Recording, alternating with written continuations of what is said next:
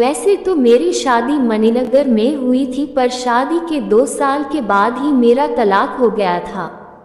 अब मैं दिल्ली में अपने माता पिता के घर पर ही रहती हूँ और डोमेस्टिक वायलेंस, घरेलू झगड़ों की शिकार महिलाओं की सहायता में कार्यरत एक ऑर्गेनाइजेशन से जुड़ी हुई हूँ।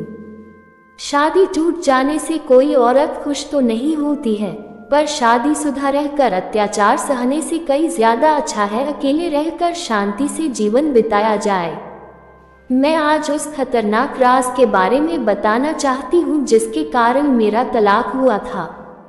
वैसे तो मेरे पति मेरा खूब ख्याल रखते थे, पर जब उन्हें गुस्सा आए तब वह अजीब इंसान की तरह पेश आने लगते और उनकी आवाज़ भी भारी हो जाती।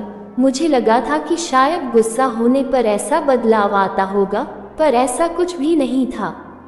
उनके उस भयानक बर्ताव की वजह कुछ और ही थी। एक रात मैं और मेरे पति सोए हुए थे, तभी अचानक मैंने महसूस किया कि मेरे पति गहरी गहरी सांसें ले रहे थे और नींद में बोले जा रहे थे कि मुझे छोड़ दो, बस करो, मुझे माफ़ कर दो, जो कुछ भी हुआ उसमें मेरी गलती नहीं थी।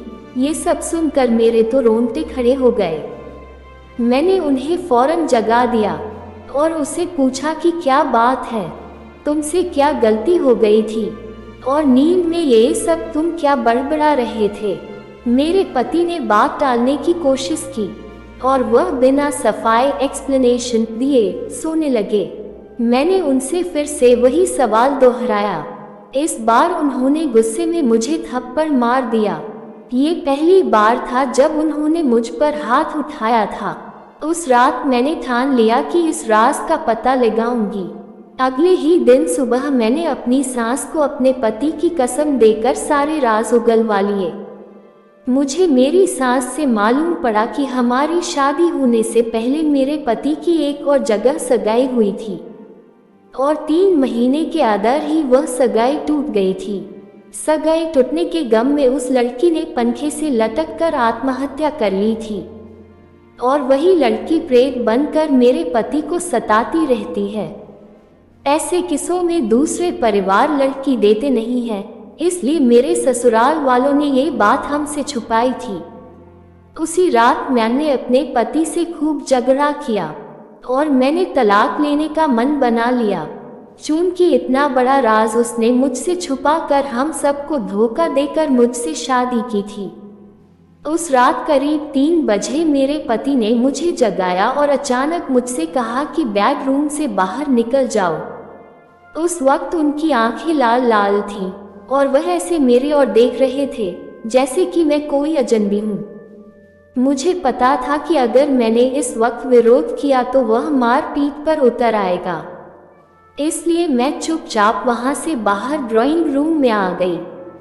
मुझे नींद तो आनी नहीं थी, इसलिए पड़ी पड़ी सोच रही थी कि आगे का जीवन कैसे बिताऊंगी। तभी अचानक बेडरूम से किसी के बातें करने की आवाज़ें आने लगी।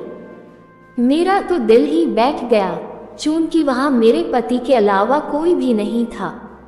मैंने फौरन की हॉल से झांक कर देखा तो मेरे होश उड़ गए। हमारे बेडरूम में पंखे से एक लाश लटक रही थी और पास बैठा मेरा पति बेतहाशा रोए जा रहा था और पास खड़ी दूसरी परछाई से बातें कर रहा था। ये सब देखकर मेरा तो सिर चकरा गया। मैंने तुरंत अपने सास और ससुर को जगाया और बेडरूम खुलवाने को कहा। थोड़ी ही देर में मेरा पति बाहर आ गया और सारी बातों से मुकर गया और उस वक्त कमरे में भी कुछ नहीं था। अगले ही दिन मैं अपने माता पिता के घर गई और उन्हें सारी घटना बताई। मरे पापा और माँ मुझे लेकर एक ओझा बाबा ज्योतिष के पास गए। फिर हमने उन्हें ये सब बातें बताई तो उन्होंने चौंकाने वाला खुलासा किया। उन्होंने मेरे पति की कुंडली देखकर कहा कि जिस लड़की से उनकी सगाई टूटी थी वह आपके पति और ससुराल वालों से त्रस्त होकर मरी है और वह लड़की तभी से बदला लेने के लिए वही प्रेत बनकर मंडरा रही है। आपके पति के शरीर, मन और दिमाग पर उस प्रेत का पूरा कंट्रोल है और वह कभी भी जानलेवा हमला कर सकती है। अगले ही दिन हमने तलाक का प्रोसेस शुरू कर दिया। और उस भयानक माहौल से मैं बाहर आ गई। यह मेरी खुश नसीबी है कि मैं आज भी जिंदा हूँ, सलामत हूँ, चूँकि मुझे तो ऐसा लगता था कि मेरे धोखेबाज पति और उनकी एक्स मंगेतर के लफड़े में कहीं मैं जान से जाती।